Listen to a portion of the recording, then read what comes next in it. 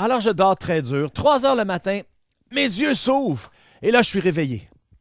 Et la pluie est arrêtée, il n'y a plus de vent. Et là, j'ai entendu le murmure doux et léger qui me dit « Ton bateau est au fond du lac. » Et j'ai dit « Quoi? »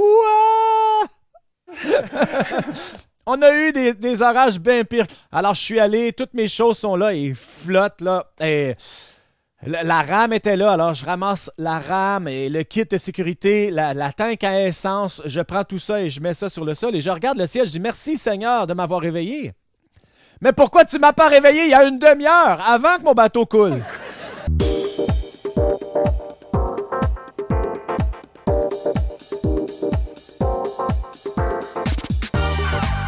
Bienvenue à l'Église du Rocher de Winnipeg.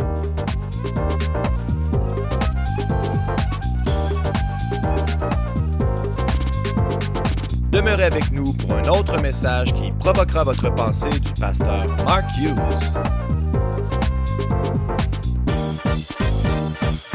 Alors, la semaine 1, c'était vivre dans l'esprit et cette semaine, la semaine 2, c'est écouter dans l'esprit. Et nous allons découvrir aujourd'hui que Dieu parle à chaque personne au travers son esprit. Parce que le Saint-Esprit est une personne, eh bien, le Saint-Esprit parle. Et le Saint-Esprit peut nous parler parce qu'il est une personne. Vous savez, voici la grande différence entre la chrétienté et toutes les autres religions au monde. Toutes les religions, les gens parlent à leur Dieu. Hein? On prie, on parle à leur Dieu. Mais la chrétienté, c'est la seule religion où Dieu répond et nous parle. Et c'est la grande différence parce que nous servons un Dieu vivant. Christ qui est mort et qui est ressuscité et qui vit éternellement et son esprit est en nous et son Saint-Esprit nous parle. Alors, nous allons regarder aujourd'hui le fait que le Saint-Esprit nous parle. Et il y a plein d'exemples dans la parole de Dieu. Il y a des centaines et des centaines d'exemples, mais laissez-moi vous donner une petite histoire, et plusieurs, vous allez la connaître. Là, c'est dans Apocalypse, le 2e chapitre. Jean, l'apôtre, il est en esprit, et là, il a cette rencontre avec le Saint-Esprit incroyable. Et une des choses qu'on lui demande de faire, c'est d'écrire 7 lettres aux 7 églises de l'Asie mineure. Et chaque lettre dit quelque chose d'unique et particulier pour ces églises. Mais chacune de ces 7 lettres termine de la même façon que celui qui a des oreilles pour entendre, entende ce que l'Esprit dit à l'Église. Vous savez ce que ça veut dire? Ça veut dire que le Saint-Esprit parle, mais nous n'écoutons pas toujours. Et toute personne mariée ici, c'est exactement ce dont je parle. N'est-ce pas? Il y a des femmes ici qui ont vécu ça dernièrement même. Alors, ce que l'on parle vraiment aujourd'hui, c'est le fait que le Saint-Esprit nous parle, mais nous n'écoutons pas toujours. Et ce que nous savons aussi de la parole de Dieu, dans Hébreux 1.1, ça dit « Après autrefois avoir plusieurs reprises parlé à nos pères par les prophètes ». Alors, Dieu nous parle de différentes façons et il ne parle pas toujours de la même façon. Alors aujourd'hui, on va avoir une liste qui n'est pas tellement grande, mais 5 façons que le Saint-Esprit nous parle. Et la première, c'est peut-être la moins remarquable, mais Dieu nous parle au travers sa parole. Et c'est pas plus simple que ça, vous savez. La parole de Dieu, c'est une forme que le Saint-Esprit nous parle. Et voyons comment ça fonctionne. Parfois, c'est un défi. Hein? Des fois, on lit pendant des heures et rien ne ressort. Mais voici comment ça fonctionne. Moi, j'ai découvert, lorsque le Saint-Esprit veut nous parler, on lit la parole de Dieu. Peut-être on ne comprend pas tout, on ne retire pas grand-chose, mais à un certain moment donné, lorsqu'on est en train de lire, c'est comme si le Saint-Esprit illuminerait et la lumière s'allume. Et peut-être que vous avez entendu et lu le verset fois après fois, vous avez entendu des messages 25 fois sur ça, mais soudainement, un jour, ce verset prend vie et c'est comme si le Saint-Esprit l'illumine et il est juste pour vous à ce moment. Vous savez ce dont je parle, hein? Dieu va vous parler. Moi, j'entends plus de Dieu par la parole de Dieu que toute autre façon. J'aimerais vous dire que j'ai un téléphone secret rouge dans mon bureau et j'attends qu'il sonne et je décroche. Et il y en a un, mais il n'a jamais sonné. Et on entend de Dieu au travers de la parole et plus vous allez passer du temps dans sa parole, je vous le promets. Si vous lisez sa parole, je vous promets que le Saint-Esprit, pas à chaque verset, mais le Saint-Esprit va illuminer des choses pour vous et vous allez entendre Dieu vous parler. Deuxièmement, c'est peut-être un peu plus spirituel. Hein? La Bible nous dit qu'il va répandre son esprit sur toute chair. Vos fils et vos filles prophétiseront. Les jeunes hommes auront des visions, les vieillards auront des rêves, et sur toute chair, je répandrai mon esprit. Donc, s'il veut que l'on prophétise, s'il veut que l'on fasse ces choses-là, il va devoir nous parler. Et une des façons que Dieu nous parle, c'est au travers de ce que moi j'appelle le murmure doux et léger. Et laissez-moi vous raconter l'histoire, là. C'est dans 1 Roi 19 et le verset 11. Là. Alors, Élie a mis au défi les 450 prophètes de Baal pour voir qui pouvait faire descendre le feu du ciel. Eux, ils ont raté leur coup là, toute la journée. Et lui, il prie une fois, le feu descend du ciel, consume l'offrande, l'autel et l'eau. Et ensuite, il prend les 450 prophètes de Baal au ruisseau, il les tue, il vient, il prie, et la sécheresse, pendant 3 ans et demi, là, il n'y avait pas plu, la sécheresse se termine et il y a comme la pluie abondante qui vient. Alors moi, je dirais, là, très bonne journée, n'est-ce pas? Qu'en pensez-vous? Élie avait eu une bonne journée. Et là, qu'est-ce qui arrive? Il entend de Jézabel. Vous vous souvenez, hein, Jézabel, la femme d'Ahab, la mauvaise sorcière du Nord. Écoutez, elle n'aime pas Élie. Et elle lui dit, écoute bien, mon gars, peut-être que tu as fait ça, mais à la fin de la journée, tu es mort. Qu'est-ce qu'il fait? Il se sauve. Il a peur de Jézabel. Il s'en va se cacher dans une grotte. Et vous savez ce que je conclus de ça? Eh bien, premièrement, les femmes ont peur de la noirceur et deuxièmement, les hommes ont peur des femmes. Eh bien, c'est ce que j'en retire. Je ne sais pas pour vous, là, mais... Alors, il se sauve. C'est bizarre, hein? Il vient de tuer 450 prophètes de Baal et là, il a peur d'une petite femme, la femme du roi, qui s'appelle Jézabel. Alors, il est là, il bougonne dans la grotte et Dieu doit le rejoindre. Alors, voici ce que Dieu fait. Premièrement, il envoie un vent. Au verset 11, hein, ça dit qu'un vent fort et violent qui déchirait les montagnes et brisait les rochers, mais l'Éternel n'était pas dans le vent. Et après le vent, il fut un tremblement de terre, et l'Éternel n'était pas dans le tremblement de terre. Et après le tremblement de terre, la parole de Dieu nous dit, il envoie un feu, et l'Éternel n'était pas dans le feu, mais après le feu, un murmure doux et léger. Et ensuite, ça dit, et Élie l'entendit. Voyez-vous, si on est pour entendre ce murmure doux et léger, on doit désintoniser le monde. Hein? On ne peut pas entendre Dieu dans un murmure doux et léger tout en écoutant cette cacophonie, le monde, tout ce que le monde a à dire. Eh bien, on va dire, ben Dieu, il va me parler, là, s'il veut me parler, il va me frapper avec l'éclair. Écoutez, vous ne voulez probablement pas être frappé par l'éclair, là, je vous dis cela. C'est pas comme ça que Dieu parle. Le tremblement de terre, le feu, le grand vent, Dieu n'était pas dans ça. Et il enseignait à Élie comment entendre de Dieu au travers la voix, le murmure doux et léger. Et voici ce que j'ai découvert. Lorsqu'on désintonise le monde et qu'on devient silencieux pour Dieu, chacun d'entre nous, parce que le Saint-Esprit parle et habite en nous, nous avons tous l'habilité d'entendre ce murmure doux et léger. Et la première question que les gens vont me demander, c'est comment je reconnais c'est la voix de Dieu, cette petite voix douce? Et vous connaissez ma réponse? Eh bien, quand vous pratiquez la présence de Dieu, vous avez au travers l'expérience, vous apprenez à reconnaître sa voix. Laissez-moi vous poser cette question. Combien sont mariés ici, là? Je veux voir, là, ceux qui sont mariés. Alors, si votre mari ou votre femme parlait dans la pièce d'à côté, là, et vous entendiez la voix, reconnaîtriez-vous leur voix? Qui reconnaîtrait? Comment ça? Pourquoi reconnaîtriez-vous leur voix? Parce que vous vivez avec cette personne et vous n'avez jamais dit « je dois apprendre à connaître sa voix ». Non, on n'a pas besoin, c'est pas difficile de reconnaître la voix. On la reconnaît parce qu'on l'entend fois après fois. Vous reconnaissez la voix de vos enfants. Vous reconnaissez la voix de votre frère, de votre sœur, votre meilleur ami. C'est ce qui se passe. Au travers de l'expérience, on apprend à reconnaître cette voix, même si c'est des voix différentes.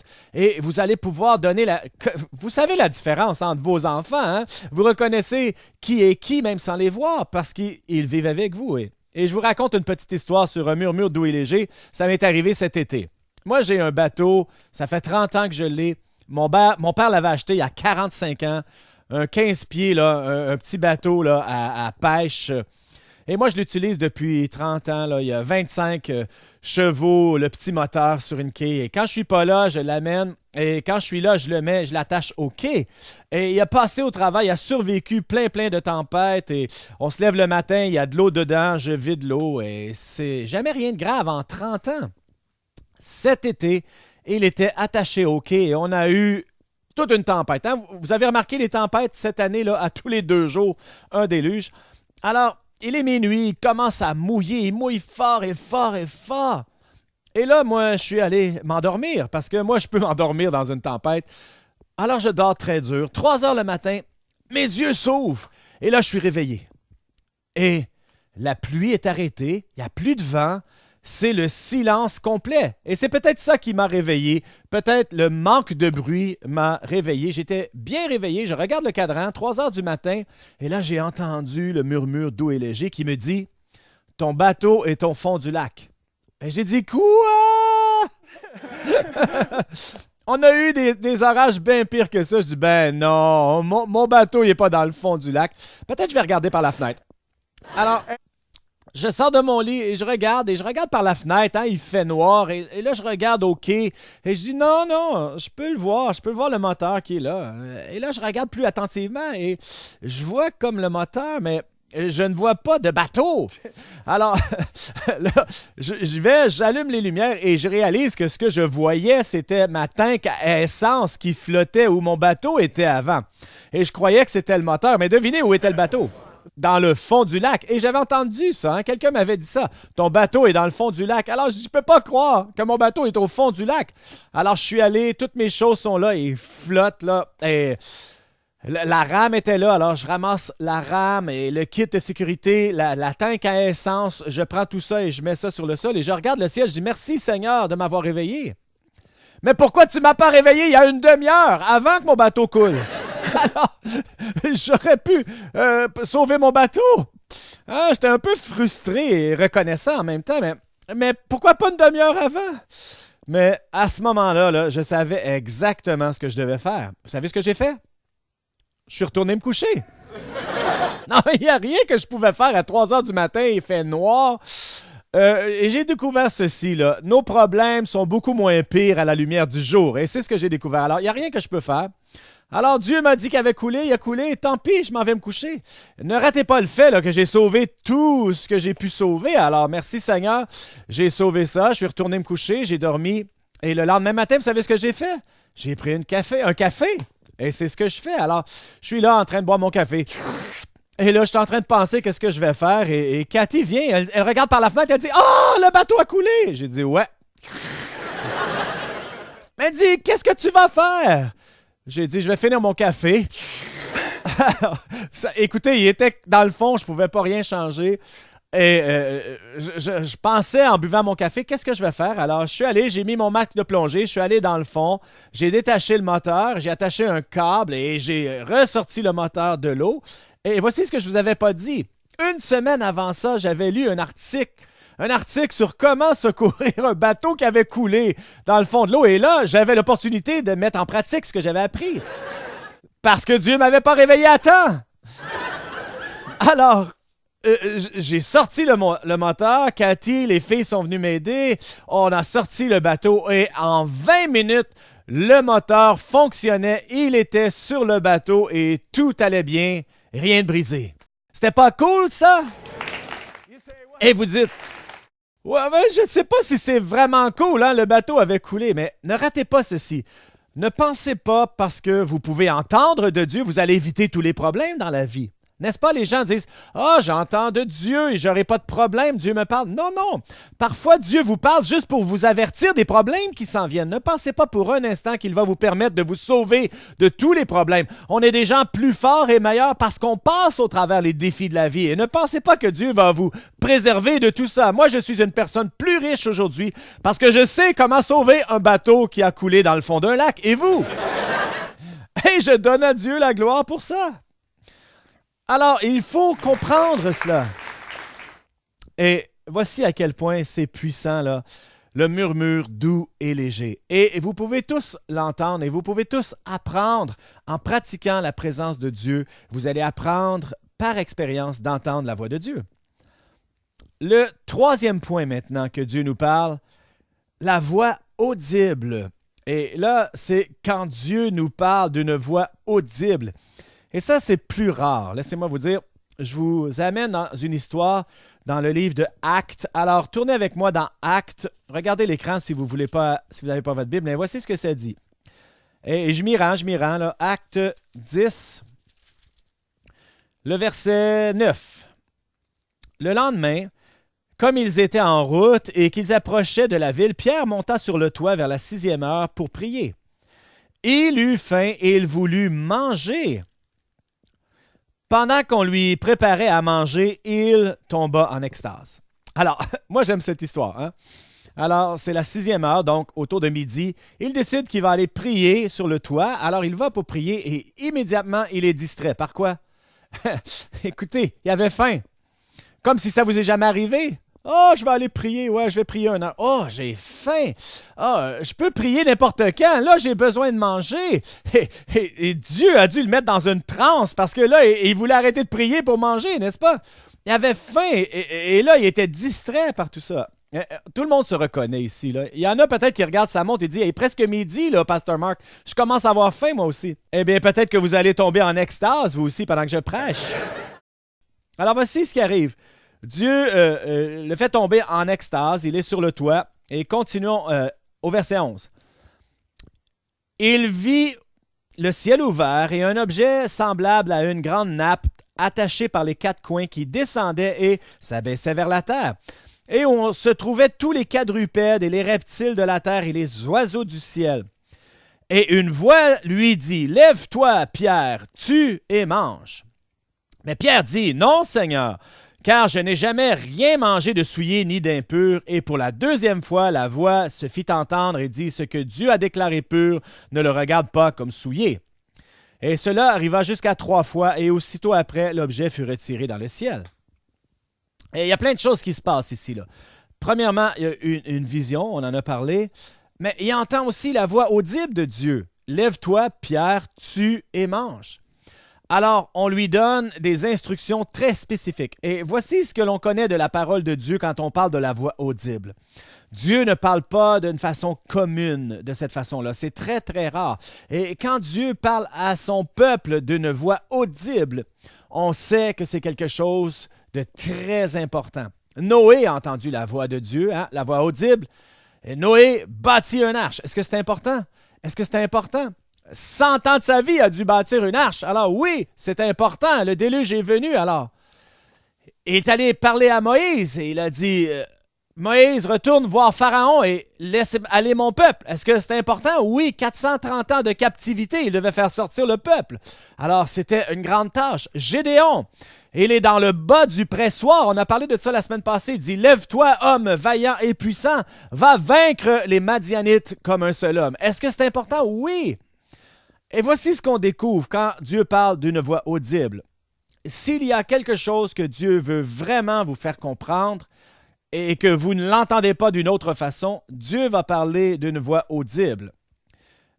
N'est-ce pas comme ça que la vie fonctionne? Hein? Quand tu parles à ton enfant, là, tu dis « Jordan, Jordan, Jordan! » Oh, soudainement, la voix audible, hein? C'est comme si nos enfants nous comprennent en utilisant notre voix audible de nous-mêmes. Et c'est la même chose avec Dieu. Si vous entendez la voix audible, c'est probablement une tâche incroyable. Je ne dis pas que ça n'arrive pas, mais je vous dis que c'est très, très rare.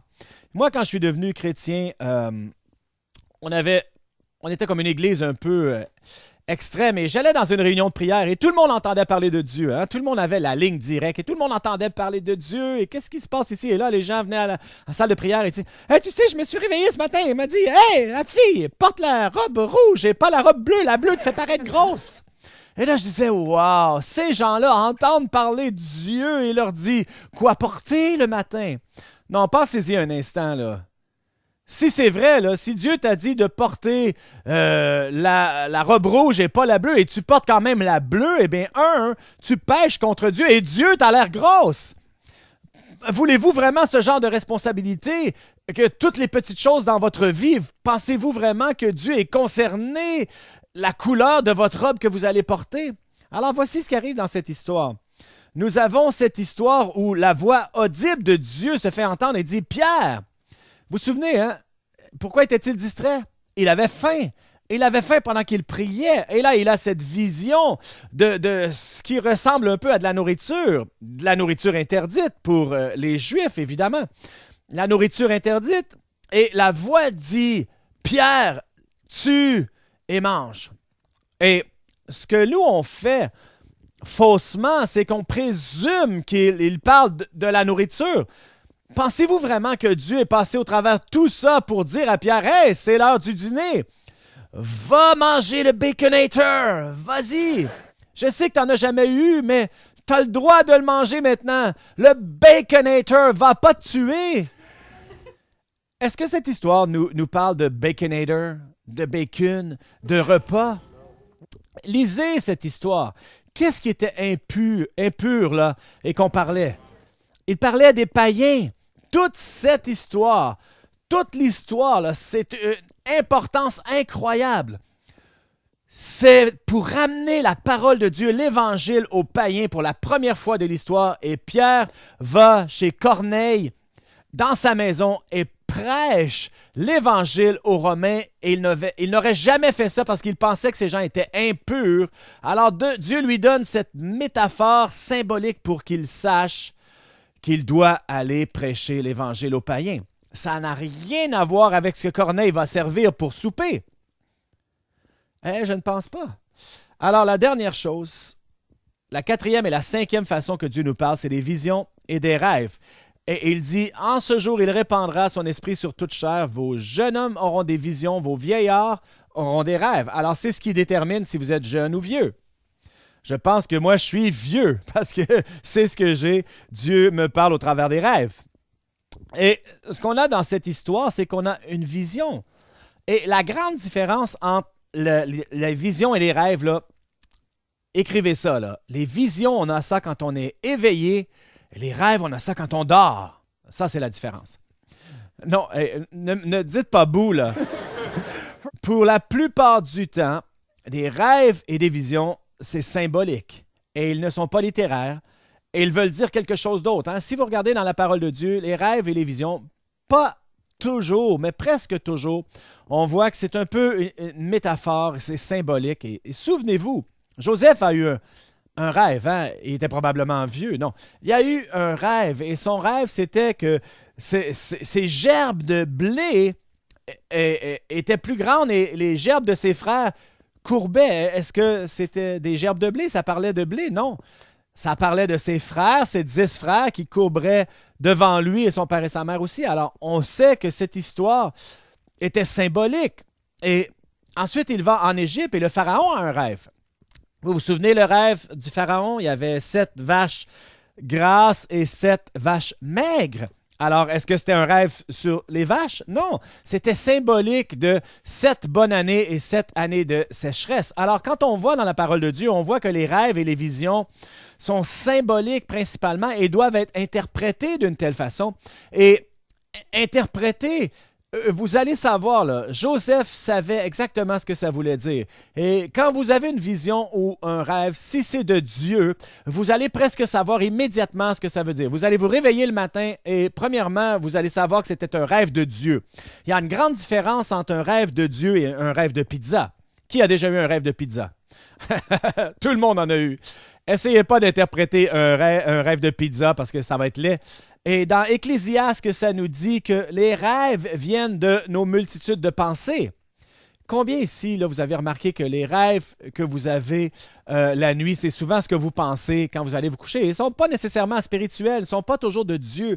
Mais quand vous recevez un rêve spirituel de Dieu, quand quelque chose arrive, comme ici avec Pierre, et il savait exactement qu'est-ce que c'était. Et quand Corneille l'a invité, il est allé, il a prêché l'Évangile.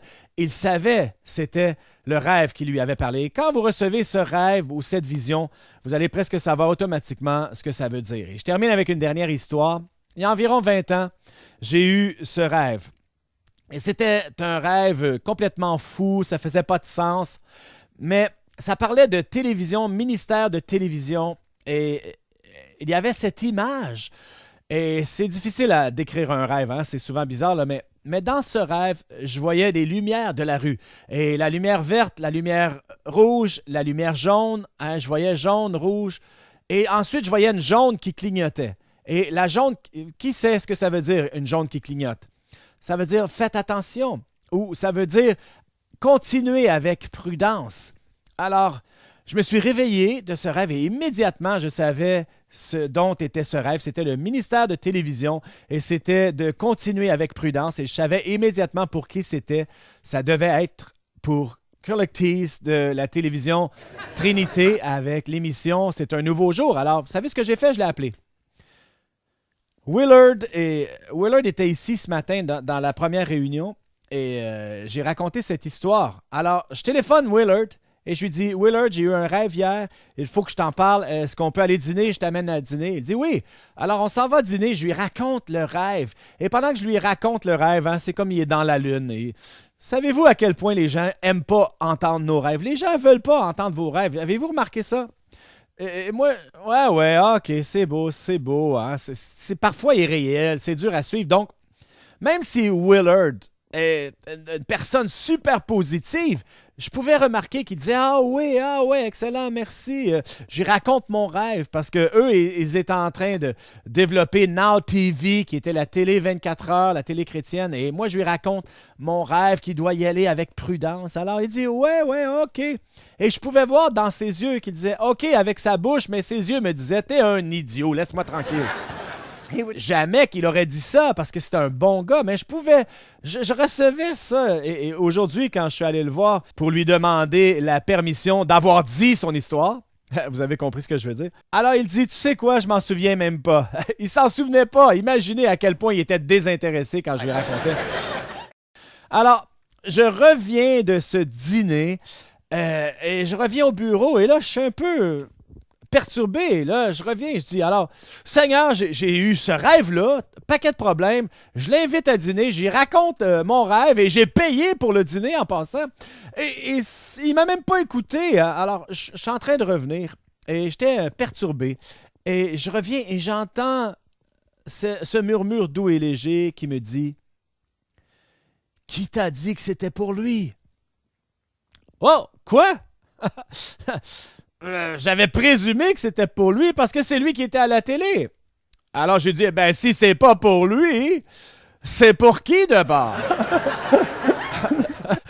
Pas tellement brillant, le gars. Alors, c'est comme si le Seigneur m'avait dit, pour toi. Oh, soudainement, c'est devenu clair.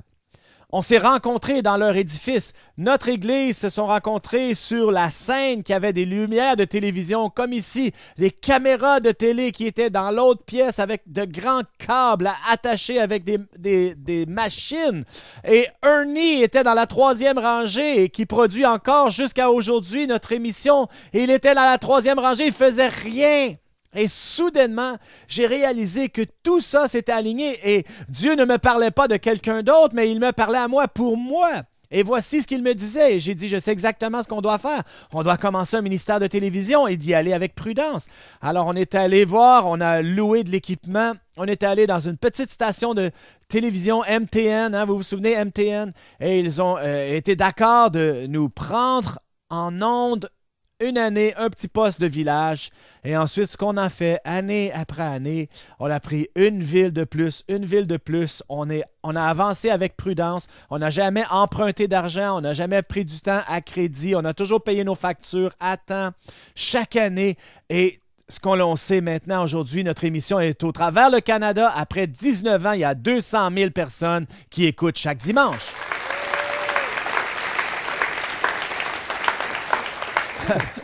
Et c'est ce qui est arrivé et c'est ce qui arrive quand on écoute Dieu. Alors, je vous recommande fortement, parce que la parole de Dieu nous dit que celui qui a une oreille pour entendre, entende ce que l'Esprit a à dire à l'Église.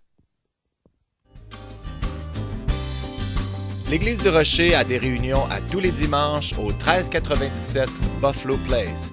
Joignez-vous à nous si vous êtes dans la région. Si vous aimeriez recevoir un livre pour comprendre davantage le don gratuit de Dieu au travers Jésus-Christ, contactez-nous et nous vous l'enverrons gratuitement. Visitez notre site web au www.churchoftherock.ca. Merci d'avoir été avec nous et que Dieu vous bénisse.